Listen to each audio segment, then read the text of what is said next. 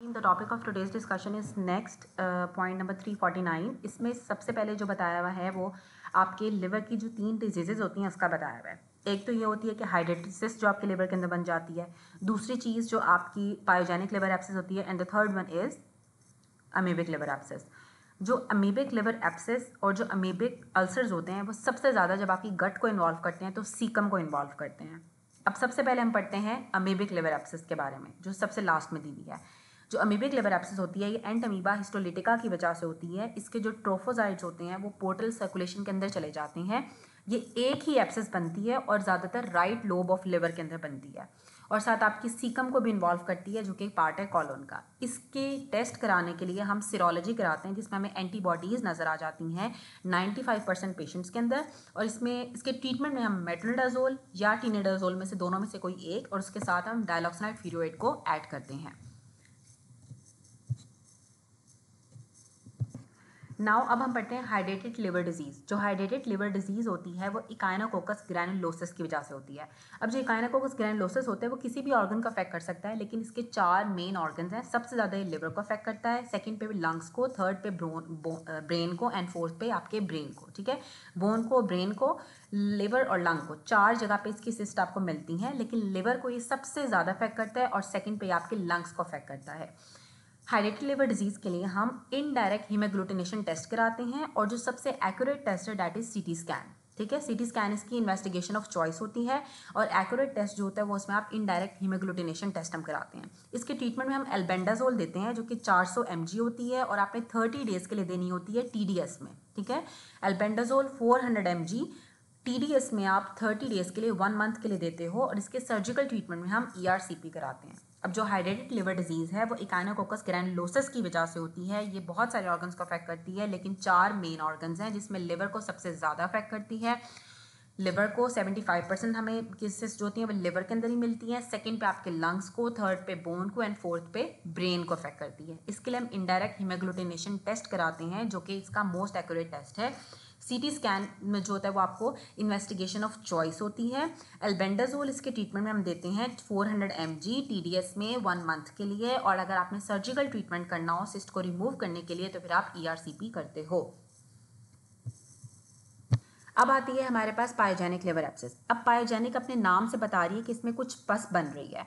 अब इसमें ज़्यादातर ऑर्गेनिज्म ऐसे इन्वॉल्व होंगे जैसे कि ई कोलाई हो गया जो कि सबसे ज़्यादा पायोजेनिक लिवर एब्सेस कराता है। सेकंड पे आपका स्ट्रेप्टोकोकस मिलरी, स्ट्रेप्टोकोकस फेशियालिस, बैक्टीरियोइडीज। बेसिकली जो पायोजेनिक लिवर एब्सेस है वो लिवर के अंदर नहीं स्टार्ट होती है, बल्कि आपके बिलियरी ट्रैक की इन्फ्लामेशन या ऑब्स्ट्रक्शन होती है। वहाँ से इन्फेक्शन असेंड करती करती आपके लिवर के अंदर चली जाती है और वहाँ पे आपको पायोजेनिक लिवर एब्सेस कराती है। जैसे कि इसे हम असेंडिंग कोलेंजाइटिस भी कहते हैं, जब आपका बिलियरी ट्रैक की ऑब्स्ट्रक्शन हो जाए और आपकी जो इन्फेक्शन होती है वो असेंड करके आपके लिवर के अंदर चली जाती है। इसी तरह से अगर आपके गाल ब्लैडर का एम्पायमा है, गाल ब्लैडर के अंदर पस आ गई है, तो वो भी असेंड करके आपके लिवर के अंदर जा सकती है। जब आपको पायोजेनिक लिवर एब्सेस होती है तो इसमें बहुत सारी मल्टीपल एब्सेस बन जाती हैं, क्योंकि इन्फेक्शन होगी तो बहुत सारी एब्सेस आपको मिलेंगी। इसके लिए हम अल्ट्रासाउंड एब्डोमेन कराते हैं और इसमें अल्कलाइन फॉस्फेटेज के लेवल ज़्यादा हो जाते हैं। इसके ट्रीटमेंट में भी क्योंकि ये इन्फेक्शियस है तो आपने हाई डोज और 2-3 किस्म के एंटीबायोटिक्स देनी होती हैं। इसमें 3 कम्बिनेशन आप देते हो, एम्पेसिलिन, सिप्रोफ्लॉक्सासिन और मेट्रोनिडाजोल। अगर तो पेशेंट पेनिसिलिन से एलर्जिक है, वो एम्पेसिलिन नहीं ले सकता, तो फिर आप सिप्रोफ्लॉक्सासिन और क्लिंडामाइसिन हम देते हैं। अब नाउ वही चीज़ें रिपीट करके बताएंगे कि जो अमीबिक एब्सेस होती है वो सबसे ज़्यादा आपके सीकम को इन्वॉल्व करती है, या जो अमीबिक अल्सर्स होते हैं वो सबसे ज़्यादा सीकम को इन्वॉल्व करते हैं। अमीबिक लिवर डिजीज़ या अमीबिक एब्सेस के लिए जो हम बेस्ट ड्रग देते हैं वो मेट्रोनिडाजोल देते हैं। अगर मेट्रोनिडाजोल ऑप्शन में नहीं होगा तो आपने टीनिडाजोल को सिलेक्ट करना है अलॉन्ग विद डायलॉक्सिनाइड फ्यूरोएट। जो अमीबिक एब्सेस होती है इसके लिए हम सीरोलॉजी कराते हैं जिसके ऊपर हमें 95% केसेस के अंदर हमें एंटीबॉडीज़ मिल जाती हैं। इसी तरह से जो अमीबिक जो अब पायोजेनिक लिवर एब्सेस होती है वो सबसे ज़्यादा ई कोलाई की वजह से होती है, और जो आपका हाइड्रेटेड लिवर डिजीज़ है या जो हाइड्रेटेड सिस्ट होती है उसके लिए जो मैन होता है वो इंटरमीडिएट होस्ट होता है।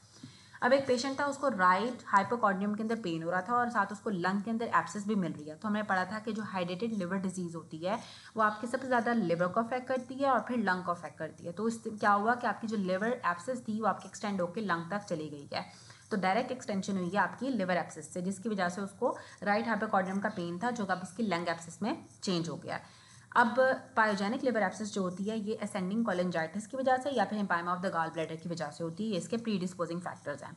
इसी तरह से अगर आपको ब्रेन के अंदर सिस्ट मिलेगी और साथ आपको डॉटर सिस्ट सीटी स्कैन के ऊपर मिल रही हैं, तो वो टीनिया इकाइनोकोकस या इकाइनोकोकस ग्रैनुलोसिस की वजह से होती हैं, क्योंकि हमने पढ़ा कि जो इकाइनोकोकस ग्रैनुलोसिस होता है वो LLBB को अफेक्ट करता है, लिवर को, लंग को, ब्रेन को और बोन को अफेक्ट करता है। उसके बाद यहाँ पे दिया हुआ है एक और MCQ कि जो इकाइनोकोकस होता है, अगर आपको लिवर के अंदर सिस्ट मिलेगी तो दैट इज इकाइनोकोकस, ठीक है, क्योंकि अगर लिवर के अंदर एब्सेस है तो या तो पायोजेनिक होगी या फिर एमीबिक होगी, लेकिन अगर आपको सिस्ट मिल रही है ना लिवर के अंदर तो वो आपकी इकाइनोकोकस ग्रैनुलोसिस की वजह से होती है। इसी तरह से जो ये एंटमीबा हिस्टोलिटिका होता है जो कि आपकी अमीबिक लिवर एब्सेस करता है, इसमें आपको ब्लडी डायरिया भी हो जाता है, आपको फ्लास्क शेप अल्सर्स भी नजर आते हैं। ब्लडी डायरिया इसलिए होगा क्योंकि सीकम को भी इन्वॉल्व कर रहा है, और राइट अपर क्वाड्रेंट के अंदर पेन होगा, और हमने पढ़ा था कि राइट लोब के अंदर ही सबसे ज़्यादा इसकी सिंगल एब्सेस बनती है, और इसमें आपको फ्लास्क शेप अल्सर मिलते हैं और कॉजेटिव ऑर्गेनिज्म एंटमीबा हिस्टोलिटिका होगा। अब जो दो इसके अंदर एक्स्ट्रा MCQ दिए हुए हैं, एक टीनिया सोलियम का दिया हुआ है और एक ट्राइकोमोनास विजिनालिस का दिया हुआ है। अब जो टीनिया सोलियम है ना, ये बेसिकली सिस्टिक सर्कोसिस कराता है जब आप टीनिया सोलियम के एग्स को इंजेस्ट कर लेते हो। और इस तरह से जो ट्राइकोमोनास विजिनालिस का दिया हुआ है, अगर एक फीमेल है उसको ट्राइकोमोनास विजिनालिस की इन्फेक्शन हो गई है तो आपने दोनों पार्टनर्स को मेट्रोनिडाजोल देनी है एज अ ट्रीटमेंट।